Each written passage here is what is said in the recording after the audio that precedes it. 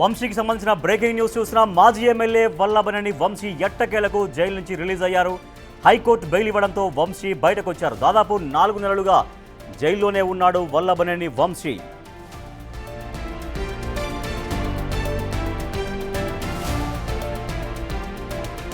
నకిలీ ఇళ్ల పట్టా కేసులో వల్లభనేని వంశీకి బెయిల్ వచ్చింది. సో దీంతో విజయవాడ జైలు నుంచి వల్లభనేని వంశీ రిలీజ్ అయ్యారు. మనం బ్రేకింగ్ న్యూస్ చూస్తున్నాం. ఏడాది ఫిబ్రవరి 12న వంశీ అరెస్ట్ అయ్యారు. దాదాపుగా 4 నెలలుగా వంశీ జైల్లోనే ఉన్నారు. ఎన్నిసార్లు బెయిల్ ప్రయత్నాలు చేసినా కూడా బెయిల్ రాలేదు. చివరికి బెయిల్ వచ్చింది. మాజీ ఎమ్మెల్యే వల్లభనేని వంశీ ఎట్టకేలకు జైలు నుంచి రిలీజ్ అయ్యారు. మనం అనేక సందర్భాల్లో ఆయన విచారణ కోసం బయటకు వచ్చినప్పుడు చూసాం. సో ఆయన ఉన్నటువంటి ఆరోగ్య పరిస్థితి కూడా చాలా క్షీణించింది అని కూడా మనకు అర్థమైంది. సో ఎన్నిసార్లు కనిపించినా కూడా ఆయన దగ్గుతూ అట్లా కనిపించారు వంశీ. 10 ఏళ్ల క్రితం 14 ఏళ్ల క్రితం ఏదో సంఘటన జరిగిందని ఎవడో ఇవాళ కేసు పెడతాడంట.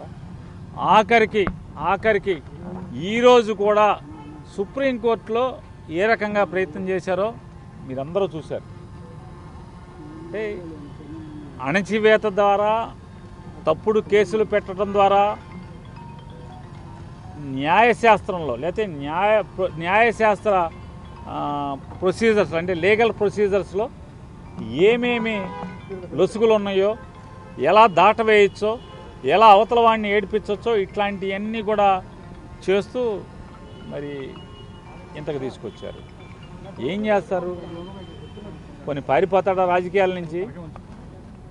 మీరు చేసినటువంటి వేధింపుల వల్ల, అక్రమ కేసుల వల్ల, అక్రమ నిర్బంధాల వల్ల,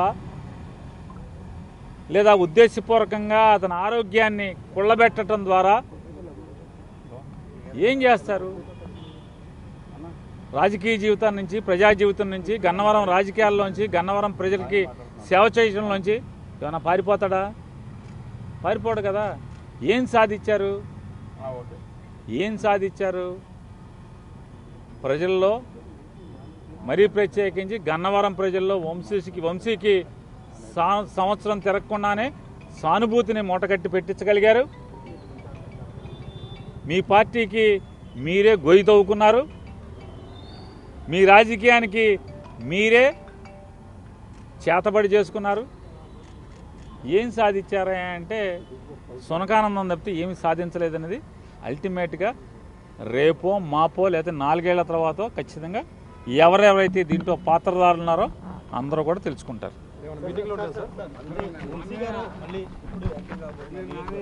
మీరు వంశీ గారితో మాట్లాడాలి. అది ఖచ్చితంగా వంశీ గారితో మాట్లాడండి. అతనే పారిపోయే రకం కాదు, ఎక్కడికి వెళ్ళే రకం కాదు. గన్నవరం ప్రజల మధ్య బతుకుతాడు. గన్నవరం ప్రజలకి సేవ చేస్తానే చివరిదాకా ఉంటాడు.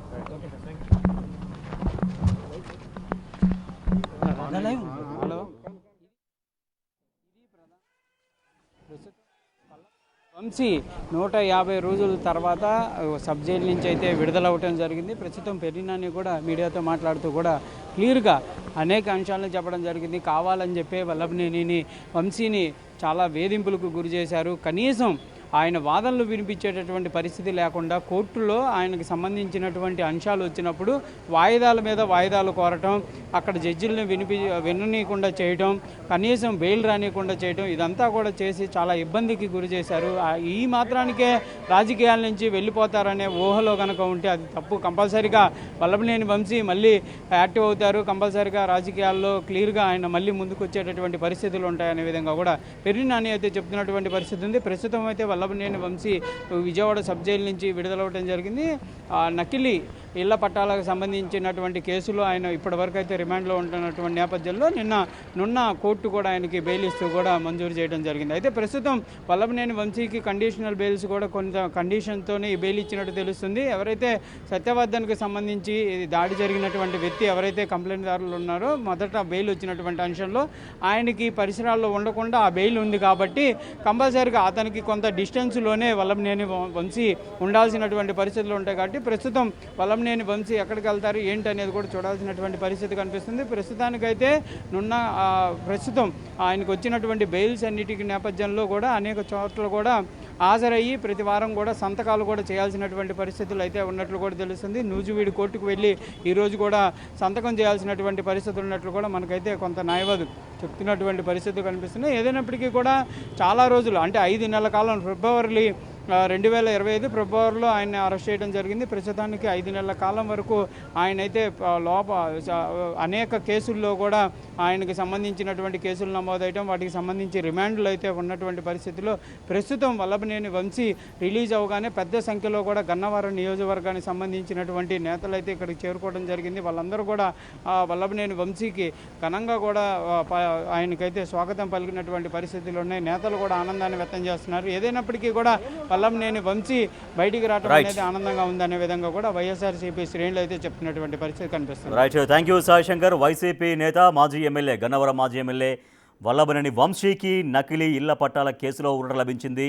హైకోర్టు బెయిల్ ఇవ్వడంతో విజయవాడ సబ్ జైలు నుంచి ఆయన రిలీజ్ అయ్యారు. సో పేర్ని నాని, వైసీపీ నేత మాజీ మంత్రి పేర్ని నాని మాట్లాడారు. వేధింపుల వల్ల, అక్రమ కేసుల వల్ల కూటమి ప్రభుత్వం ఏం సాధించింది, మళ్ళీ గన్నవరం ప్రజలు ఆదరిస్తారు వంశీని అంటూ కూడా ఆయన చెప్తున్నారు. సో ఇప్పుడు వల్లభనేని వంశీ అయితే విజయవాడ సబ్ జైలు నుంచి బయటకు వచ్చారు. దాదాపుగా 5 నెలల జైలు జీవితం గడిపిన అనంతరం ఆయనకు నకిలీ ఇళ్ల పట్టాల కేసులో హైకోర్టు బెయిల్ ఇచ్చింది. ఆ బెయిల్ రావడంతో వంశీ రిలీజ్ అయ్యారు.